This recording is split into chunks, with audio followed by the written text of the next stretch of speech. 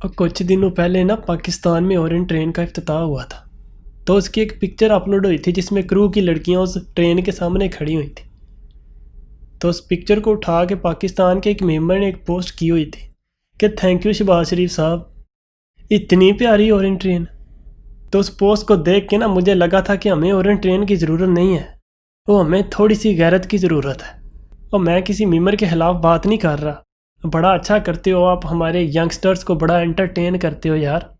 और लेकिन थोड़ा जा ध्यान रखा करो यार, जब ऐसी कोई पोस्ट करते हो ना तो कोई नादान भी होते हैं जो देख के सिर्फ उस ट्रेन में इसलिए जाएंगे कि यार उधर हम लड़कियों को देख सकेंगे या छेड़ सकेंगे। और जहाँ तक मुझे पता है ना, पाकिस्तान में कोई भी अपनी धी बहन को काम नहीं करने देता यार।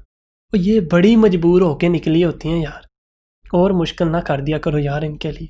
हाँ मुझे पता है तुम्हारे दूसरे शौक होते हैं, तुम्हारी कोई गर्लफ्रेंड होनी चाहिए जिसे तुम जानू मानू कह सको, तो जाओ यार, यूनिवर्सिटी कॉलेजों में बड़ी होती हैं जो बड़ा सज धज के आती हैं, बड़ी अटेंशन सीकर होती हैं, वो तुम्हें वैल्यू देंगी ना, वो तुम्हें अटेंशन देंगी ना, उधर जाओ यार। और ये बड़ी मजबूर होके निकली होती हैं यार, बड़ी मस्कीन होती हैं। और किसी की मजबूरी का फ़ायदा मर्द नहीं उठाता।